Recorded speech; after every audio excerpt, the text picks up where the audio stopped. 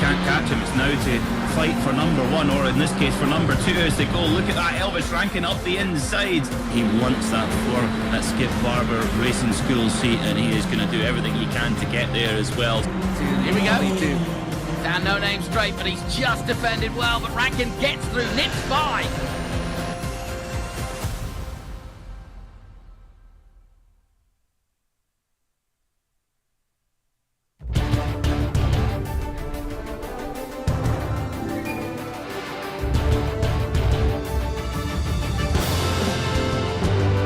Every great Shakespearean drama lays out in 5. This is the first of 5 races here over the course of 5 weeks. It's the Lime Rock Park Chicanes layout here in Lakeville, Connecticut, USA. And crucially, it's a Skip Barber owned and run track. And we're here with the Formula iRacing Skip Barber Series. This is going to be incredible racing. I'm sure we're going to be in for 10 great races over 5 weeks. Jake Sperry, Chaz Draycott here to give you all of the action. And Chaz, we start here with Lime Rock Park, a track which every single driver that comes into iRacing knows like the back of their hand. You have to be on your A game above A games today. You absolutely do, Jake. Yes, it's a wonderful, wonderful pleasure to be here. I'm working with you finally at last. It's been a long time coming. But yes, this is going to be a really interesting evening here to set the precedent for the rest of the season. It is, as you say, a circuit that a lot of these drivers will know like the back of their hand. But that's what means that it's going to be such a level playing field. And it's going to be so exciting because everybody is going to be right on their A game, as you mentioned. And I don't think there's going to be a single tiny thousandth of a second margin for error here.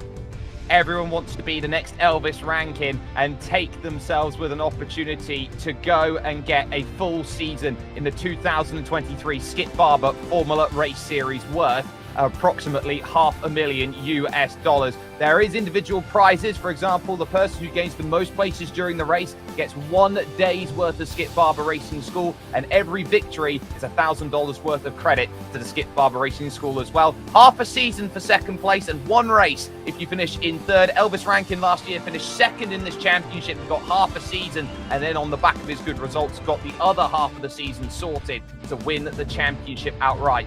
Skip Barber Racing School. But that is just what these drivers are all looking for here today. But Chaz, Lime Rock Park, a circuit that often needs no introduction, but a track which, when you look at it, there are a lot of pitfalls around this place, especially with the 2 chicane layout today.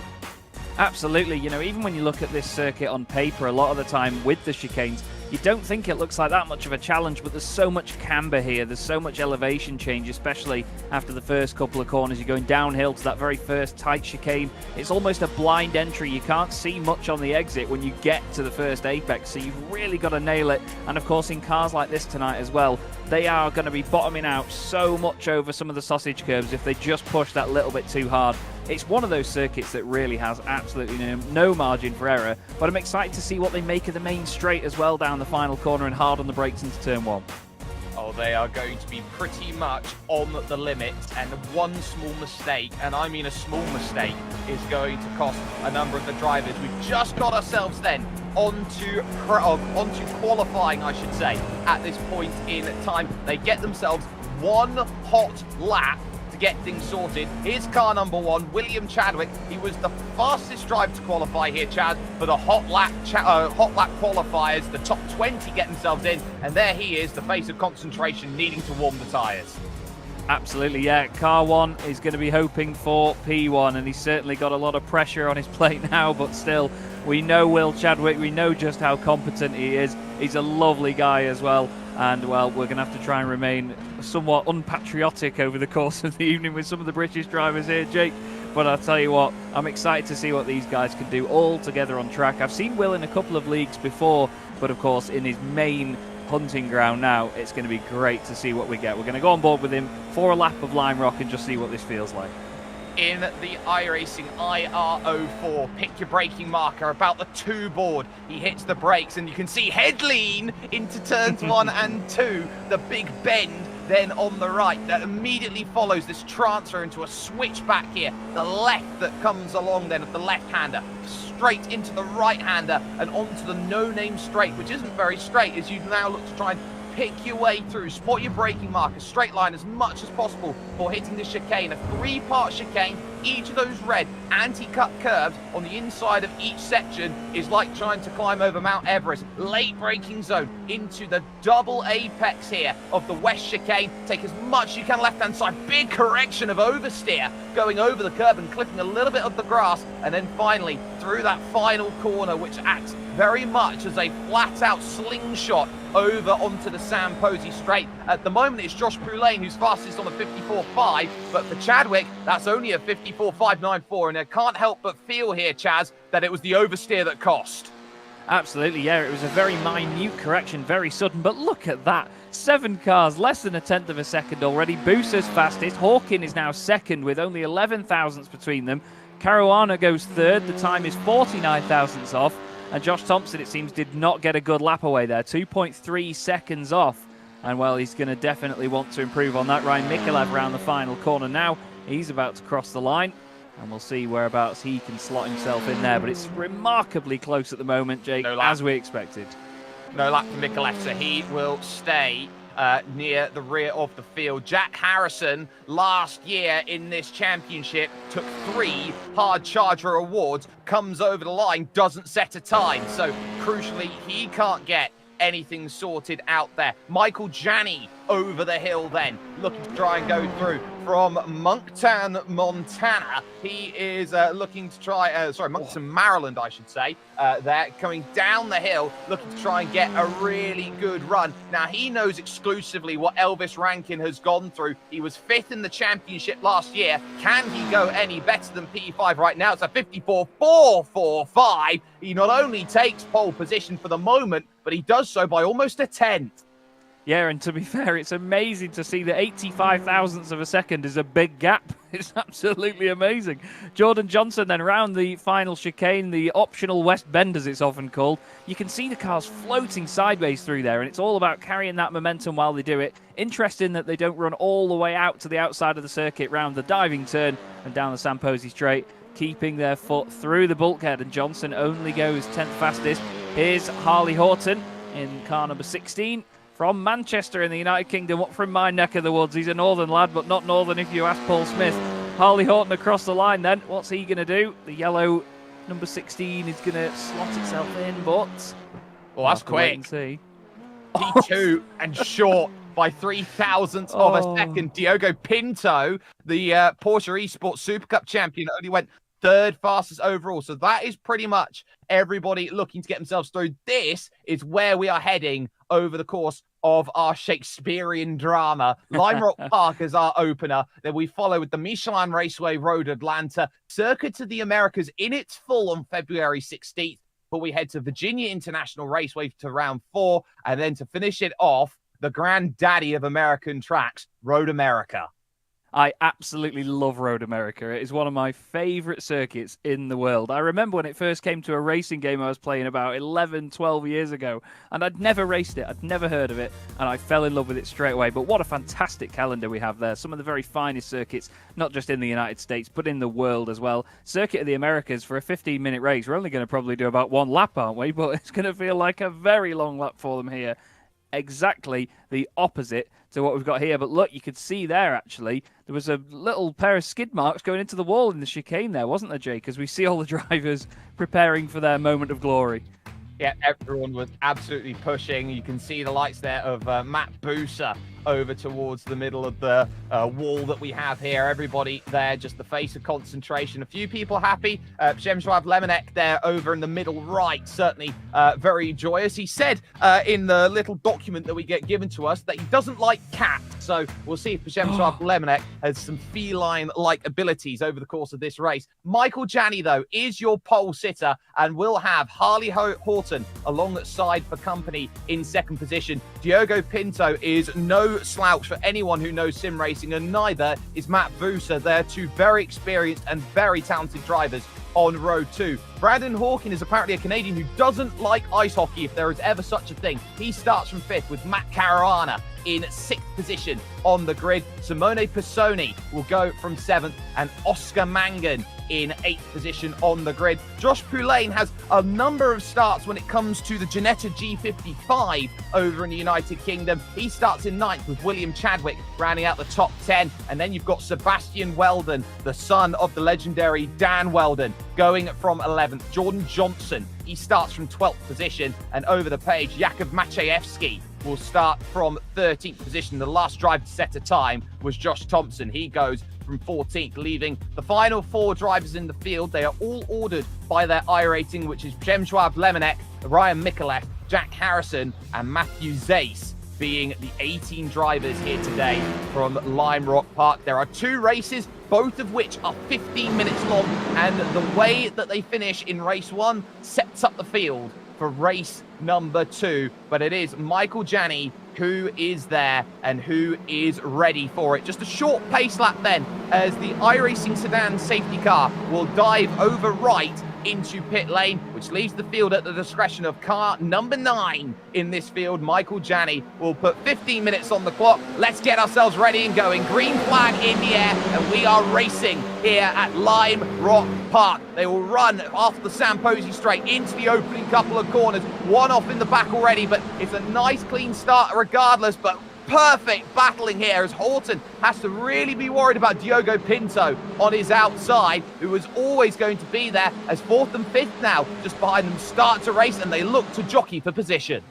Remarkably, it was Will Chadwick that was at the back as well, and off the circuit. He's 12.4 seconds off the lead already in car number 1. So we've lost basically the favourite from the pack in the opening stages. He was, of course, the highest on our list, Jake, but not quite there. Green flag has flown, and it's the green car at the front that's hanging on at the moment, Michael Janney. But Horton all over the back of him right now, and then Pinto waiting in the wings as well. First slipstreaming opportunity now down the Samposi straight. 1 lap in the books already, only just over a minute, but they're going to be just under that now, of course. They get up to full speed.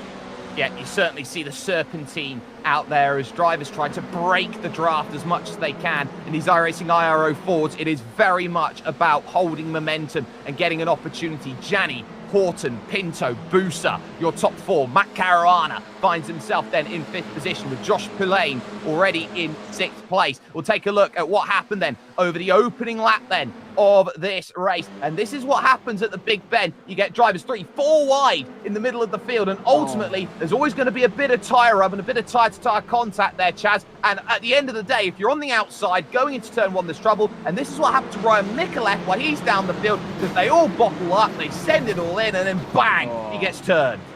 Yeah, I think he tried to capitalise on what was going on in front of him there, and he thought, oh, maybe I can slither through the middle of all this, boys, and then all of a sudden, car came over on the right, trying to get out of the situation, and as you've mentioned, wheel-to-wheel contact is deadly in cars like this, and that's what they're going to be so careful about over the season. But that's what teaches these drivers so well as well. You know, this isn't touring car or GT racing where you can lean on each other a bit. You have to be so cautious of every corner of your car here, whether it be your front wing, even the rear diffuser of the car in front of you if you're really closing in on them, and then of course wheel-to-wheel contact as well. You want to avoid it. So it's great to see this as a learning platform, as Matt Busa takes a very interesting line down the not quite straight, trying to get out of the way of the car next to him, which is Poulain. Yeah, so that then going through would be Josh Poulain, and Matt Busa had a massive wiggle coming off of the right-hander. That's why he took the evasive line, as he runs through now the optional west chicane and now runs down the hill under the Haggerty Bridge and through this long sweeping right-hander to end the lap. All of that time was lost now, and they've got a lot of work to do to try and get themselves back into play when it comes to this race. Drivers know that they want to stay within the front group, and it's all currently who's away. Look at how close Harley Horton shadows the back of Michael Janney. Janney's done fantastically at the front. He hasn't been challenged as of yet to a move down the inside, but they know they've still got 11 minutes 50 seconds to work out where they want to be, and I think there's a bit of waiting going on. I think Matt Caruana might be in a really good spot right now here, Chaz. Yeah, absolutely. He's got a few laps here. He's got some opportunity to just assess what's going on in front of him, and he can pick his moment when he wants it. We're going to have a little look down in the bottom right of our screen for a replay of what's happened a bit further down the order. A couple of cars maybe having a bit of shenanigans on the brakes into the final chicane. Oh, it was Mangan involved, and Well, it wasn't really that bad a move, but it's just so difficult to get two cars through there at once, isn't it? It's so narrow, and the way that it closes in after that first apex is horrible. But change for the lead. Yeah, Danny inside. Here comes the move, or around the outside, sorry. Harley Horton around the outside trying to get it done. He has the inside for this left-hand hook of turn number 3 out on track. And this is the freight training process now. Diogo Pinto definitely knows how to battle in close quarters. But as he leaves it open, Matt Caruana drives himself into the box. He'll have the inside now as they head into the uphill chicane and gets the move for the troubles as well. So Caruana picks off Diogo Pinto, who got himself a little bit caught out there, Chaz, by being slightly too greedy. Yeah, and he was a little bit offline into the chicane as well. He tried to compensate for it, but maybe a little bit too much lock, a little bit eager on the power, and the back end stepped out. We look here at Michael Janney right now, screaming its way around the final corner, but looking back at Caruana. But we mentioned it a moment ago that he was there just to pick his moments and just have any advantage he could from just assessing what the cars in front of him are doing. Looking forward from Michael Janney now, you can see the race leader, number 16, Harley Horton. And he's not breaking away yet, but it's just great to see how closely these cars can race next to each other, considering, I should say, I'll put my teeth in, that they're open wheelers. They are open wheelers, and they are absolutely driving to as close to the limit as they can. Janney just going to have to watch for the moment as they head through the uphill section, and they bottle each other up so much that they've allowed 5th and 6th into the battle. They've allowed Brandon Hawkin and Sebastian Weldon into the mix as well. They're not outside the range, and we talk about being within about 1 to 1.5 seconds. That's when you start to feel the effects of the slipstream effect, which allows you on this Sam Posey straight to really close up, gain a good 0.2 of a second. And that's exactly why Harley Horton is now trying to break that slipstream, or at least move out of the way and make sure it's not as effective over the course of that straight. He's doing whatever he can do to just bring the car over to the right-hand side, maybe off the optimal racing line. But look at the way these things are floating around Big Bend, around the S's. They are glorious little machines. They've got a 2-litre 4-cylinder engine making about 160 brake horsepower. And I tell you what, they use it oh so well and carry the momentum beautifully.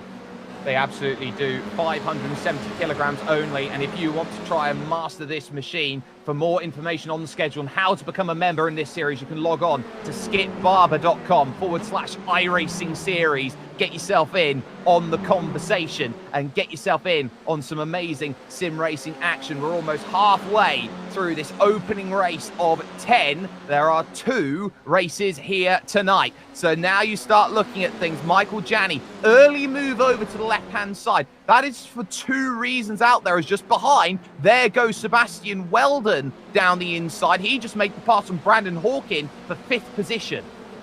Yeah, changes all up and down the order, and these two, well, you would have thought that they'd be working together slightly and maybe just playing for the bigger picture here to catch the cars ahead of them, but seemingly not. Weldon's thinking, nope, not a chance. I'm not hanging back if I get any opportunity, because he knows that if they do not catch those cars in front, it's still an extra position on the grid for the second race as well. And looking at the points system as well, it's a very close point system in this championship.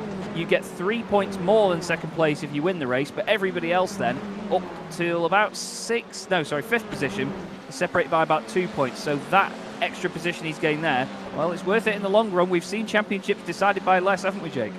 We absolutely have. And on top of that, Sebastian Weldon is the youngest driver in this field at just 13 years of age. He is looking to try and race with drivers who, on an average, are about 5 years older than him at this point. Michael Janney still trying to search for a way past Harley Horton. Horton having absolutely none of it. And now here's the look from Matt Caruana racing out of Reading in the United Kingdom. He is certainly trying to get himself in the mix here, is Matt. He knows how good he is. He knows how capable he is as a driver. And he's going to get a great run up the hill. Michael Janney just clobbering the curb slightly. Has to go defensive now into the optional west chicane, going through this right-handed double apex, pivots to the very, very difficult left. And I think this is where Caruana's really got to get a big run. Look at how he maximizes the corner going through the final section, because he wants to be on that inside ASA and P.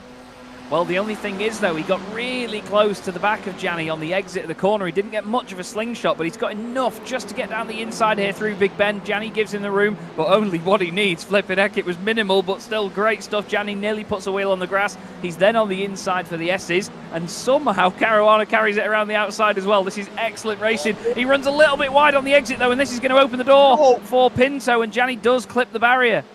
And that's big. There was contact between the pair of them. Michael Gianni is going to be in a little bit of trouble. He doesn't have mechanical damage, so he's okay to continue. He might have got away with it, but he'll drop the place to Weldon. He'll drop the place potentially to Brandon Hawkin, but Hawkin holds on. It has, though, given a massive free kick to Harley Horton, who now has himself a 1.5 second gap. We look from Michael Gianni's perspective, doesn't look two-faced at it. He knows that number 8 behind him, Brandon Hawkin, the Canadian, is going to try and find a way through. He's going to look to the inside and try and get this move done. And I think your passenger on the outside, when you go through this section, he's going to have to leave the room and hopefully hold himself alongside. But that's brilliant on the outside from Gianni. He's going to be able to hold on to that place, and Brandon Hawkin can only wait and watch. Excellent stuff. Yeah, he really carried the pace around there as well. You know, he wasn't compromised at all by the look of it. Excellent stuff. We look here at the number 12 machine of Jack Harrison. He's currently chasing down Jordan Johnson just in front of him. And the two of them are glued together in the middle of the field here for 9th and 10th position, but very, very close proximity to one another. And again, it's another pair where you'd maybe think they were trying to work together to move forward in the bigger picture and gain the odd place ahead from everybody else, but still they are right together right now. And this is another slipstreaming opportunity here for Harrison. Gets closer and closer to the back of him, moves over to the right, then back over to the left.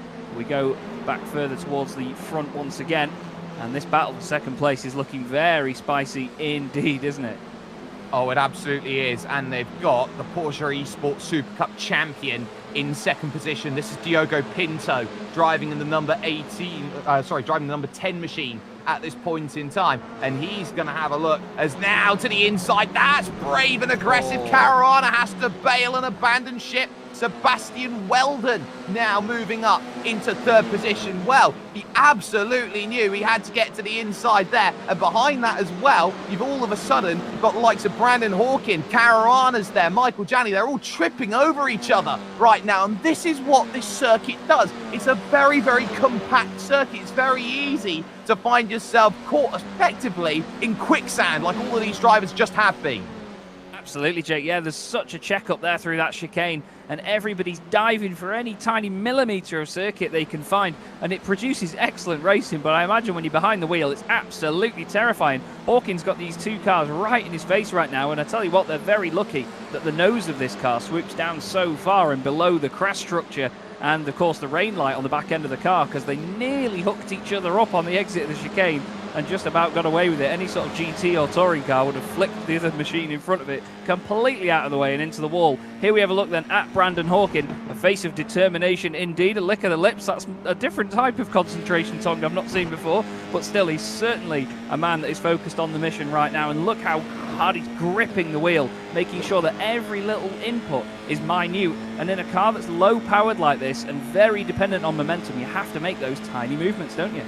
You absolutely do, and they'll have themselves 4 laps to figure this out. They won't cross the line in time to finish this one in 3, because they are doing about 54-second lap times at this moment. The group 4th, 5th and 6th position on the road as they stand behind Michael Gianni at this moment. Your biggest gainers in the field right now, in fact, your biggest gainer, I believe, is Sebastian Weldon. He's up 8 places at this moment in the number 4 and 3rd position. So he's got himself a really, really good opportunity here to take the hard charger in this opening race. But a little close goes Hawking to the back of Caruana. But Caruana knows that he had more than enough margin at that point in the race. It's great to see them from above like that. You can see just how they follow absolutely in each other's wheel tracks. It's a beautiful thing. Very, very fluid. But yeah, you're right. Sebastian Weldon doing an awesome job at the moment. He's dropped off from Pinto a little bit over the last sort of lap or so. But to be honest, when it is the reigning Porsche Esports Super Cup champion, you can hold your head high that he hasn't absolutely gapped you and disappeared off up the road. Somebody that has, though, is, of course, the race leader, Harley Horton. he is gone at the minute, and by gone, I mean we only mean about a second and a half, but around here we think that's a big gap, don't we, Jake? Oh, we absolutely do, and you can see him there just sliding a little bit through the uphill chicane. He is really trying to get 100% out of this machine. He knows that the moment he slows down, Diogo Pinto's going to close up. Sebastian Weldon, of course, the son of the late Dan Weldon, is going to be chasing down, and that is always a scary prospect to go through. 2 laps to go then here at Lime Rock Park, and Harley Horton has the gap he wants at the moment. 1.5 seconds. He's caught Diogo Pinto on the fringes at this point in time, but Pinto also is having to go at 100%. In fact, all of these drivers still are, because they find themselves in group upon group, knowing that if you're within a second, it's always going to be close racing that you find yourself in as they run through this right hook and now head for that uphill section. Seems like Josh Thompson overtook Jordan Johnson on that previous lap as well. There's a bit of a lock-up into the chicane by Horton. So maybe feeling a little bit of pressure in the later stages of this race. We're going to get one more lap to go this time round. White flag will be in the air. I love that shot of them going into that west chicane, though. They look so good, and they stop so suddenly. But one more lap to go here, Jake. Horton looks in a good position. So too does Pinto and Weldon. They've got a decent gap around them. Lap traffic in front, but it's moving out of the way. It's the battle behind, really, that we need to keep our eye on. Jani, Caruana and Hawkin.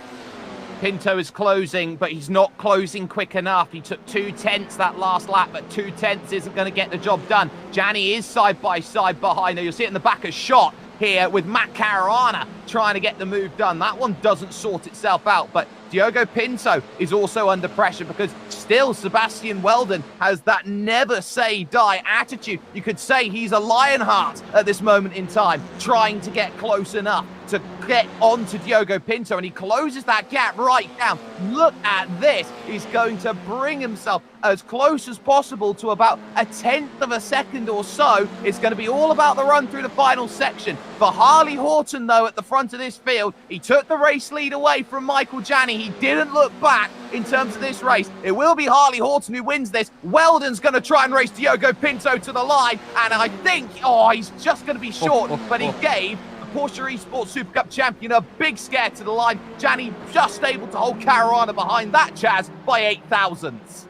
That was a fantastic pair of battles across the line there. Really enjoyed watching that. You don't get much closer than that at all. We're looking here at Will Chadwick, and, well, he's going to finish way down the order in 15th position. And the car that was wearing the number 1, well, still is, came into this race, Jake. We expected an amazing performance by him to be right up there, but of course that incident at the start really scuppered his chances.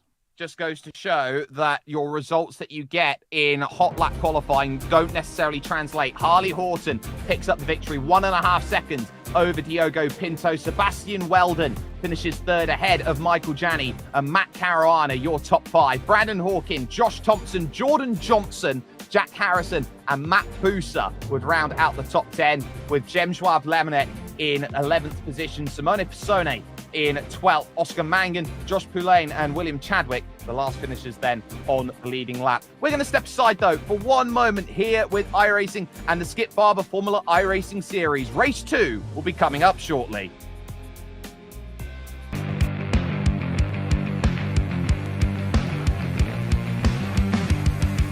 No, that's fine.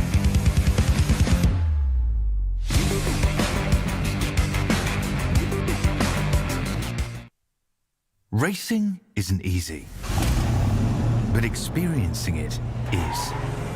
iRacing puts you in the driver's seat with the industry's leading sim racing game.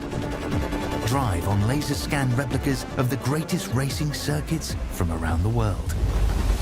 Go head-to-head against other drivers chosen by skill-based matchmaking to ensure competitive racing at every level. Compete across all your favorite series. In officially licensed cars, engineered to deliver the most accurate driving experience possible.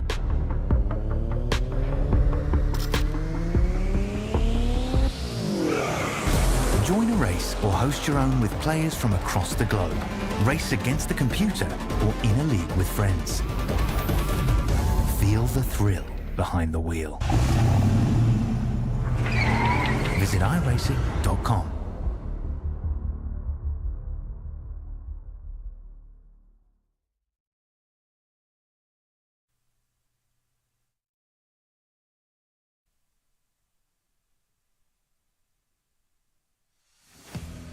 one race down, one race left in the books here this evening. Here at Lime Rock Park, it is the season opener of the first of 5 race meetings, and it's Lime Rock Park for your Skip Barber Formula iRacing Series. Jake Sperry, Chaz Drake here to give you all of the action. And Chaz, you know, we look at that opening race and we saw how all of those drivers got really, really aggressive towards the end of that race. It did spread out a little bit, but the drivers who felt like they lost something feel they have something to prove in this second race. The drivers who got something in that first race are desperately striving to defend it.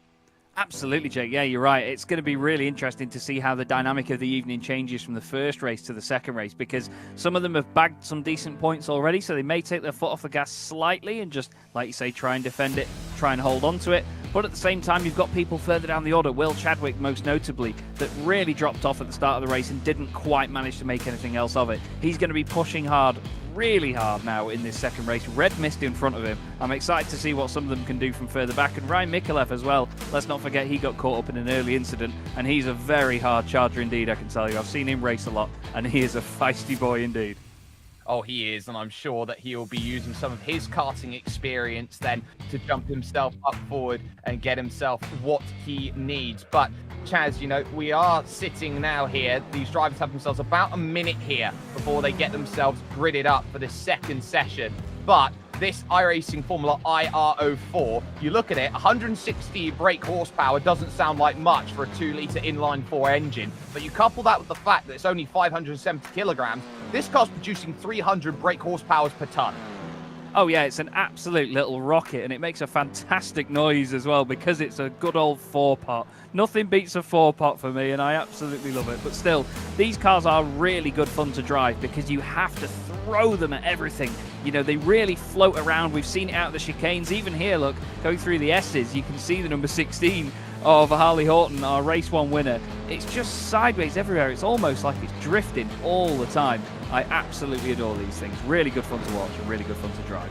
They really are, and it's worth noting here, we are in race number 2. The grid set for race number 2 is directly the results from race number 1. So these drivers who gained or lost have to do it from the position that they finished to get as much as they can out of this. We'll take another look here at Lime Rock Park. This is what they have to challenge themselves with today at a circuit which has all of the elements of undulation and change around it that it does make you think through every corner. It seems so passive through the opening section, but a lot of this track is all about that late braking and the second phase of a turn. Absolutely, and you'll see people going down the inside into that first chicane, and you'll think, oh, fantastic, what a move. But then when you watch the cars have to sort of compromise their exit and make their way up the hill, you realise that whoever was just in front of them has gained a good 2-3 seconds on them. But here's the grid. Harley Horton then will have the pole position ahead of Diogo Pinto. Sebastian Weldon made some brilliant strides in race number 1. He'll go from 3rd with Michael Janney alongside for company. Matt Caruana and Brandon Hawkin, they will hold the 3rd row of the grid with Josh Thompson from the Isle of Man and Jordan Johnson on row 4. Jack Harrison and Matt Busa will make up 9th and 10th positions with Przemysław Lemonek and Simone Pisoni making up a very European 6th row of the grid. Oscar Mangan and Josh Poulain, who's not too far from my neck of the woods, he's from Cheltenham. He starts in 14th with William Chadwick and Jakub Maciejewski in 16th position. Ryan Mikulev will go from the back in 17th, and we are unsure whether we're going to get Matthew Zace for the start. Didn't make the grid when it came to race number 1, but race 2 might be a different story. But this is where you have to settle down in. Drivers are in different positions from where we are, and now as they take that run off here, Chaz, what's your thought process as a driver when you just take off on a rolling start?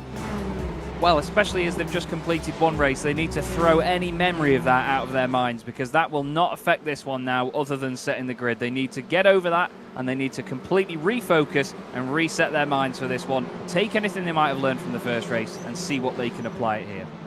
Well, they know that there are no more chances left tonight. These are the final 15 minutes you've got to make of it. Harley Horton has control of the field. Green flag, and we are underway. Everybody stacked up as long as they possibly can. There's one in the grass with 2 tyres. You're going to have to make room. They're 4 wides. They all hit the brakes. Go into this opening section. Pinto trying to get around the outside of Horton. They're on this very long right-hander, leaving room for that left-hander. Still a chance he could sneak up the inside, but not going to be quite there. Still has to try on the outside, but now it leaves the door open for Weldon to maybe have a think about making the move. Michael Janney just sitting and watching here as they hit this very tight chicane for the first time. Everybody single file as you know run on up.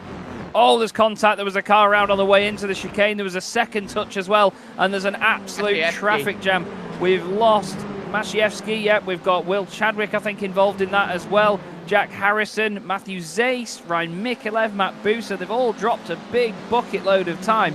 And, well, that is a massive disaster for them. Actually, no, it's just updated on the timing. Apologies. It's Jack Harrison, Premslav Lemonek, Oscar Mangan, and, yeah, Maciejewski. Yep, so they've all found themselves in trouble. That was very dicey towards the back there as we focus on second position going forward. Diogo Pinto having to defend very heavily over that opening lap. Has allowed an 0.8 of a second margin to build up to Harley Horton. And now this is going to be the key as we take a look at exactly what happened. And this has been the trouble in both races, this chicane, because look at how it bottlenecks up. Everyone's got to slow down, get out of the way. But it is the 20 there of Matt Boos who gets in the grass. The rear end just slides about. And at that point, you're just relying on mechanical grip where there is none when you've got the rears lit up. Absolutely, and it was Lemonek and Maciejewski that just ended up nose to nose after they rejoined the circuit. And, well, it was all just one big mess. Everybody tried to recover, and, well, you and I both know, Jake, I'm sure from many an occasion, how hard it is to get a 3-point turn cleanly done on a racetrack when there's other cars around. There's a reason I'm a commentator and not a driver. But right now, Harley Horton doing a great job at the minute of leading this race and leaving Pinto for the moment to be fought after by everybody else. It's a great old train of cars again. I'm interested to see how this develops. Let's take a driver's eye view then from Michael Janney, and this is exactly the view that you could get, ladies and gentlemen, if you jump onto iRacing today and give yourself the opportunity to race in one amazing motorsport simulator. But Michael Janney knows that he has got to really, really go. For more information on how to start your iRacing career, you can log on to iRacing.com today to get yourself in on top of that. And I have to say, Michael Janney's going to have to try and hold pace here with young Sebastian Weldon, because Weldon is proving that he is a dynamo right now, because Diogo Pinto is no slouch. You'd call him one of the best sim racers in the world right now, and he is being put under intense duress. It really is. It's great to see, isn't it, as well? And this is the thing. You've got drivers that may come from different little elements of the sport. There's a bit of a moment there from Weldon, but look at that. It doesn't even look like he's lost any time because of that. This car carries so much momentum everywhere. A great angle. It's excellent to watch it. But the fact that you can dip a wheel on the grass like that, yeah, maybe you'll get a little bit out of shape, but the car just floats around everywhere, and he's still managed to keep himself in the fight. Just behind this, though, we've got Hawkin closing up on Janney, and this could get more and more spicy as the race goes on, because Janney's going to want to hold on to the cars ahead of him. Hawkin's going to think, nah, stuff that. We're just going to go for points here. Every position matters in this scenario, and he cannot leave anything on the table at all. No, you absolutely can't. I've just seen Matt Caruana over that last lap get very heavy over the anti-cut curves, and he's lost a couple of places. Battle for second on top, battle for fourth beneath that as they run through into the big bend that's out there. So you've got Janney versus Hawkin versus Jordan Johnson out there, and Josh Thompson. And then above that, you have got the top three, Horton, Pinto, and Weldon. And this second group's in a very, very difficult position where your 5th, 6th, 7th, 8th, you want to make positions, but you don't want to make the move because you don't want to lose contact with the top three, which you're just clinging on to the coattails of. Yeah, that's it, and it's really painful as a driver because you can see them starting to make that progress away from you, and then if you just push that little bit too hard to try and hold on to that, then all of a sudden it's easier for mistakes to creep in. But this is excellent stuff to see right now. We've got these battle packs developing. We've got a little trio at the very front of the field, and then we've got this quartet chasing in behind. Can't imagine they're all very good at singing in unison, but they're certainly good at driving in close contention. Here is number 10 of Diogo Pinto having to defend the inside line into turn 1. He really knows that Weldon's a threat, and I mean, the fact that Weldon's hanging on to him is one thing, but to get into Pinto's head as well, Jake, that could be absolutely paramount at this point. He is stuck with a case of Schrodinger's overtake. He must both attack and defend at exactly the same time, as Harley Horton, who leads this race, will be looking behind and will be hoping that Diogo Pinto doesn't get a run. But Diogo Pinto has got a pretty decent run here. If he doesn't make the lunge here at the optional west chicane, he's always got the chance down the hill. But Harley Horton's so good through the second part of turn in there. The Manx man is now going to try and get himself into position and get himself now running forward. But look behind, because the group is only going to get the slipstream, and this might be where Sebastian Weldon brings himself into play. He won't make the move this time. Blinky and you miss it. We've already through 40% then of this race, and the longer they keep playing games, the more likely that second group is going to encroach on top of these leaders. I'm excited to see what Pinto does here, you know, because I think with the pressure from behind from Weldon, he's going to feel the need to really expedite a move on Horton in front of him. And I think with that happening, Weldon's in the best scenario, because if either of them in front get compromised in any way, whether it be a successful overtake or a failed one, Weldon's going to be in the box seat here to try and pick up the pieces. And you can see that Pinto's going later and later on the brakes, trying to get as close as he can. We look here at the number 17 machine, a bit further down the order of Simone Persone. And right now he's got Poulain in front of him, Mikolev behind. Good recovery that from Mikolev, actually, considering that he started at the very back of the field. And, well, it's a little bit more spread out between these guys, but you and I both know, Jake, how quickly that can compress back up. And it's also very easy to pick off one of those iRacing off-track penalties, which I think just caught out Jordan Johnson for the loss of position. Top 3 running through the left-hander out then on circuit, trying to get drive through this right-hander. And Horton is doing a very good job at keeping those two behind. They don't know which way to look as they reach the uphill chicane once again. Harley Horton, by the way, hasn't raced an official iRacing race in 2023. This is his first major race of the year so far, Chaz. And what a fantastic race it is to start the 2023 season on. That is remarkable stuff. And I tell you what, it's going to feel like an absolute age since the start of the year if you haven't done any racing. I was just saying to somebody yesterday, I haven't done an official race since the Bathurst 12 Hours in 2020. But here comes a potential move then. Weldon stays to the left-hand side while the others both go to defend the inside line. We've seen people carry pace around the outside, but Weldon thinks against it there. He could have tried it, but at the end of the day, they got a decent run to the apex, the 2 cars ahead of him, so he couldn't really make anything of it. And now we're going to just see how this works out for them in the long run. But apparently, Jake, we've got a replay coming up. Yeah, it's Matt Caruana who found himself in trouble. We'll take a look at exactly how he does it. Now, keep an eye here, ladies and gentlemen, on that right rear. He goes over the curb, bang, up and over there. And the right rear, taking a full strike on that anti-cut curb, completely shatters the suspension. It's like driving on a landmine, that is. It really is bad. And you can see, look, the car doesn't want to behave at all. The rear end does not want to conform with what the front end is trying to tell it. And I'm afraid for Caruana, that is a big old mess. Back to this, though, slipstreaming for the top 3 once again. I think Weldon's getting more and more impatient here, but I'm all here for it. This is going to get very exciting now. 6.5 minutes to go.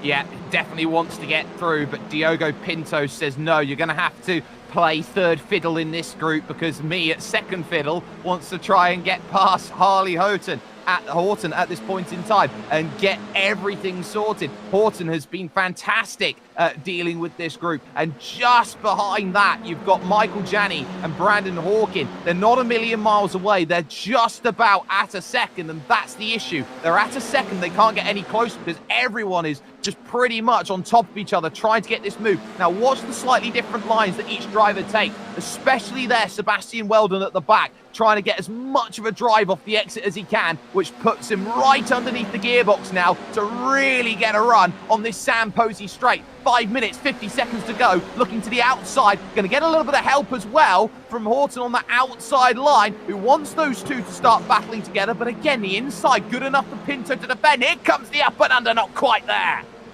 Wow, well, I'll tell you what, Pinto was really tucking the front wing underneath Horton's car there, but it wasn't quite working. He carried great pace through turn 1, but look at Weldon. He just gets this almighty slingshot of every single corner he seems to go through. Seems like Pinto's really good on the entrance into the corner, but then Weldon absolutely mugs him for pace on the exit, but Pinto's just got the car in the exact right place that he needs it. So Weldon just cannot get by. He suddenly just drives into a brick wall.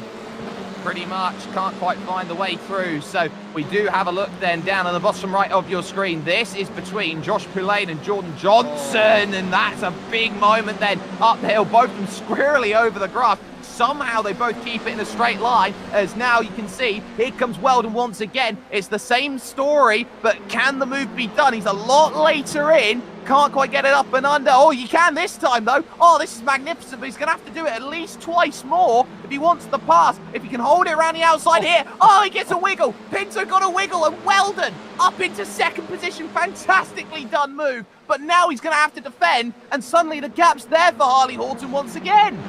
And all of a sudden behind them now, Gianni and Hawkin are a part of this as well. What was just a trio before broke away into being a single driver driving away from them and a little pair behind. And now we've got a quartet on our hands as well. How they didn't make contact there was a real testament to how good these drivers are. Pinto completely sideways. Weldon gave him the space, drove around him, managed to slide in front. And if I'm honest, I thought Pinto was going to get a run back down the hill towards the chicane. But here's Brandon Hawkin in 5th place, suddenly in with a striking chance of a podium or even 2nd place. Oh, he absolutely is. Brandon Hawkin is no slouch. He is a very, very accomplished driver in iRacing. And not only that, he is so accomplished in so many different types of vehicle as well. He is the jack of all trades as he now runs through this 3rd corner into the 4th here of the right-hander and onto the no-name straight, trying to find a pivot angle to get past Michael Gianni. The two hard charged at the moment in this field are Josh Poulane up 7 and Matthew Zace up 7, so both of them trying to get a look through. Michael Gianni there, he's got the fan blower, you can tell, because the front smallest strands of hair are starting to go. Well, he's got himself all cool because he is very much in the hot box right now, right in the middle of this group. And he's in the Apex Racing Team Centre, I believe, as well, actually, at their sim centre based on the surroundings. But yeah, the front downforce on his head there, certainly doing a good job of waving around in the wing. I'm not sure if that's modifiable. No, what's the word? Never mind, flexible aero, basically. Either way, fantastic commitment from him so far in this race, and obviously he just looks so cool, calm and collected, although I say that just as he runs wide, so commentator's curse may be tickling its way in there. Still, Weldon has been so impressive tonight. Let's not forget, he made great progress in that first race to get up here as well, Jake. This is all on merit, this.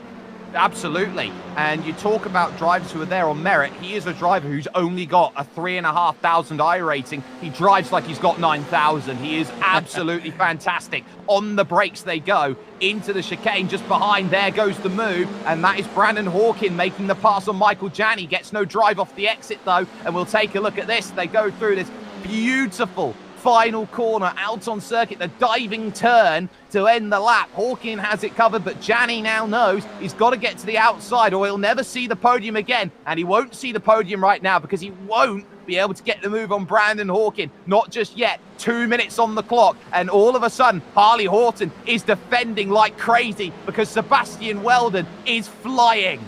He is absolutely flying, Jake. He's really got to his cruising altitude now, and he is all over the back of the race leader that at one point looked completely untouchable. It looked like Harley Horton was just going to drive away over, quite literally over that crest.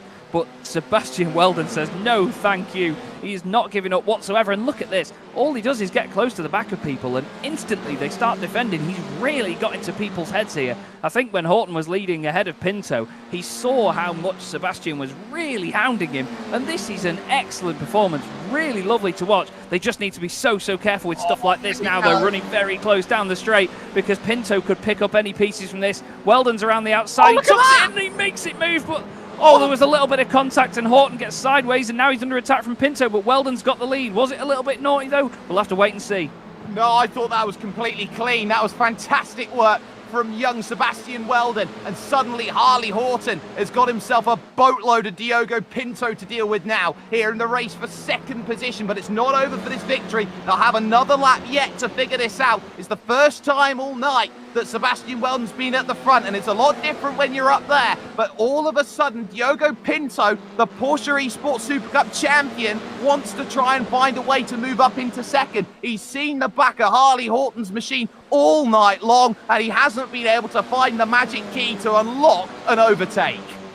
I was just about to mention the lap traffic as well there, Jake, but they've just disappeared into the pit lane, and that is that. So it's this 3 sets of cars, or I can't even get the words out. I'm not excited by what's going on. Weldon, though, what a fantastic move it was indeed. Round the outside at turn 1 at Big Bend. You don't often see that work in a lot of cars, but, well, he made it work. And out of everybody that was going to, I'm pretty sure, based on the rest of the race, we were prepared for it. But they are still close together here, and Horton just needs a really good final sector to potentially hound Weldon to the line. We saw how close it finished before, Jake. Let's do it. A couple more corners to go.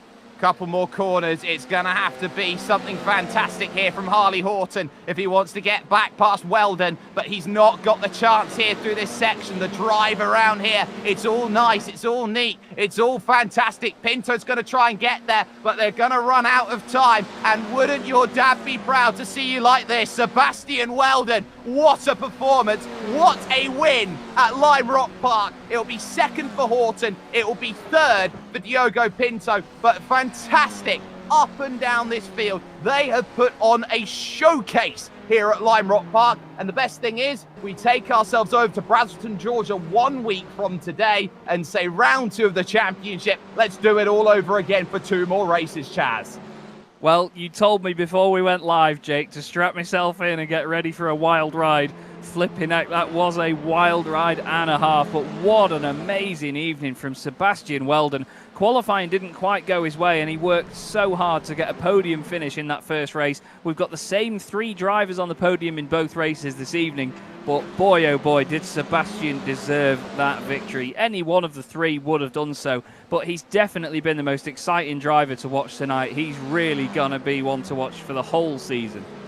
Not only the whole season, but the future as well. When you talk about just how incredible he is at just 13 years of age, he is really just starting on the motorsport ladder, and he could be somebody who in 5 years' time we're talking about as, okay, we are the next big thing. But let's get confirmation of results then. Sebastian Weldon, 15 minutes, 31 seconds, wins by 0.2 of a second over Harley Horton, who will come out of tonight as the championship leader, heading over to Road Atlanta. His first and his second place finishes will guarantee that. Diogo Pinto then will finish off in third, ahead of Brandon Hawkin in fourth, who had a very solid night's worth of racing, and Michael Janney in fifth position, getting the points that he needed there. Josh Thompson would finish sixth, ahead of Josh Poulain, who would end up being the hard charger in that second race, up 7 spots from 14th to 7th, with Simone Pisoni in 8th position ahead of Jordan Johnson and William Chadwick rounding out the top 10. Ryan Mikulek would end up in 11th ahead of Matthew Zeiss, who was able to get in for this second race and gain 6 spots. The last finisher on the lead lap was Matt Busa, who had the big spin over in the opening corners, and then the drivers who are out of the race included Oscar Mangan, Jack Harrison, Matt Caruana, and the 2 Polish drivers, Przemysław Lemonek and Jakub Maciejewski, both unable to find a finish. Let's take one more look at this, Chaz, then. This is the pass that wins the race, and you start to think about how do you set up a move like this. Sebastian Weldon's got karting experience, and that's key, because he knows he has to maximize every exit possible to give himself maximum power on the straight. Yeah, you see all the great drivers doing this, you know. They don't bother diving down the inside or trying to squeeze down the inside of every single opponent in front of them. You make the opponent in front of you do the hard work and the defending. You set yourself up in a position where you're comfortable to get the car in, and you're absolutely right. It was clean from where Weldon was driving. I mean, Horton just understeered a tiny bit into him and made a fantastic save, I must say. And, well, unbelievable move, and a great one as well, because it gave him the race victory ultimately. And, well, it doesn't get much more special than that, does it, to be honest with you, Jake? A fantastic race, and, well, what a way to decide it. That was absolutely fantastic. And you talk about the way that a race like this brings itself in. You understand that, okay, this is the most important point of the season. because you set the example now and you say, well, who is a contender and who is a pretender? And you look at the field and you say, right, I want to beat Sebastian Weldon. I want to beat Harley Horton. I want to beat Diogo Pinto. Everyone else around is trying to now get up to the top. Those three drivers have the targets on their back. Oh, they absolutely do, yeah. They've got 2 podium finishes each. It's definitely set a precedent for the rest of the season. But this is such an important time because the drivers that didn't have the meeting that they were expecting or that we were expecting, they're on the back foot straight away at the start of the season. It's not a long championship. We're not doing this all year until November. We're not doing 12 rounds, not even doing 20 rounds. We've got 5 different race meetings, only 10 races. So there is no margin for error at all when you think of the bigger picture. And I think a lot of these drivers now, we're going to see some, I don't want to call it desperate driving, but people are certainly going to be fired up from the second meeting onwards because they know that they're already on that back foot. What I think is really, really crucial as well is that everyone is looking at hot lap qualifiers. We'll take a little look then at the schedule once more because it's Michelin Raceway Road Atlanta where we head to next. But the thing is that you've not got a guaranteed seat every single time you jump in. Just because you've won in race number 1, you still have to qualify, be in the top 20 every single week. That's what makes it so stress intensive over the course of a season. And even for us as well in the commentary box, we're going to be getting different lists of drivers different weeks as well. It's going to be excellent to see because we get this mix of talent coming in. You get a different injection of young blood coming into the series each time round. And the fact that we're going to get these unknown drivers, well, not necessarily unknown, but from where the series stands, we'll have 2 drivers maybe different next week or 3, even 4 or 5. And we do not know in any way what they're going to do against the current crop that we've had from the week before. It's going to be thrilling. So what we do know is that Harley Horton and Sebastian Weldon both earned themselves $1,000 worth of credit to the Skip Barber Racing School, which they can use at any point in time. That is what they own, but that's what they are racing for. 5 days worth of competition licensing at the Skip Barber Racing School. Full Skip Barber Racing School coaching, that is available for everyone. And then on top of that, the full seat, which is absolutely everything that they could possibly look for. It's a prize which you look at on paper here, Chaz, and when I first saw it, I think my jaw dropped and my eyes fell out of my skull. It was that brilliant of a prize in sim racing. You don't often see it. Well, that's it. I mean, it's $500,000 worth of a drive. It's remarkable that sim racing has got to this point now where we've got these amazing competitions. We've got 6-digit prizes. It's amazing. Really is absolutely amazing. But we have the first driver into the commentary box for an interview here, Jake. I'll let you take it away with race 1 winner, Harley Horton. Yeah, we will have Harley Horton here at this point in time. And, well, Harley, we sit here with this opening race. You've got a really, really strong field around you. You know that it's going to be close. You know it's going to be tight racing. And 2 straight races, you're able to find yourself with about 5 minutes to go with a gap that extends out. Just talk about how important placement has been over the course of this opening week. I mean, Lime Rock is, as you know, it's a ridiculously tight circuit. It's very hard to get the move done. So oftentimes when you're leading, it's also not about just defending that one corner. It's about setting yourself up to get the exit, making sure the other guy is getting attacked from behind. So it was a really, really tactical race. Even though it's quite a simple track to learn, it was ridiculously tactical to race on. You come out of then this week with the championship lead, and that's quite crucial seeing as you were number 16 jumping into this. You were really close on that bubble. So when it comes now to looking at round 2 of the championship, you are the driver everyone's looking at. How do you go about Michelin Raceway Road Atlanta? It's a brilliant track to drive, so I'm sure I'll get to grips with it. I've not done any practice there yet. Been fully focusing on Lime Rock, but it's another tough track to overtake. Bit more slipstream opportunity, but I mean, the racecraft is super important again. So a lot of racecraft preparation as well as the hot lap. Hot lap is going to be really tough again, like it was for Lime Rock. Talk about then the sort of people that you look at when it comes to this race. You find yourself at the front of the field, race 2 especially, and you're looking behind. You've got the Porsche Esports Super Cup champion behind you, and you just so happen to have the son of Dan Weldon behind you as well. It's sort of an experience where you go, oh, I don't quite know how I've managed to end up like this. But when you put yourself at the front at a track like this, how important is every single placement? You've got yourself then the chance to be, effectively you could drive middle of the road, but how important is it knowing, firstly, how wide your car is, how long your car is, and how much time you can give in each corner to make sure you don't have to unnecessarily defend? I mean, you saw at the end of the race how close it was with Seb just getting me around the outside. We made slight contact, but it was clean racing. So, yeah, Diogo and Seb, both brilliant drivers. Diogo's proved himself to be, one of the best drivers on iRacing, and Seb drove like a experienced professional. It was really great to see. So, yeah, it was probably one of the most mentally tough races I've done with terms of thinking about strategy, thinking about, also just trying to stay on the pace all the time because you can't let off around here or you lose the momentum. So, yeah, it was a tough one. Well, I'm sure that you're going to have many more tough races on the horizon, but you've shown yourself magnificently here today. Harley Horton then takes over and says, I am championship leader. A victory in race 1, second in race number 2. Chaz Draker, he is standing by and he's got Diogo Pinto. Diogo, welcome to the commentary box, my friend. That looked like a lot of hard work tonight. I mean, we obviously know you from the Porsche Esports Super Cup. You know that that's hard work as well. But when you've got open wheelers under your fingertips and you're at the wheel of these things, contact is a no-go at all. And that must make quite a difference when you're racing so closely in these things. Yeah, it was quite an intense race, the first one. Especially the second one, I thought for some laps that maybe I could challenge for the win, but I was just not fast enough, especially on the last sector.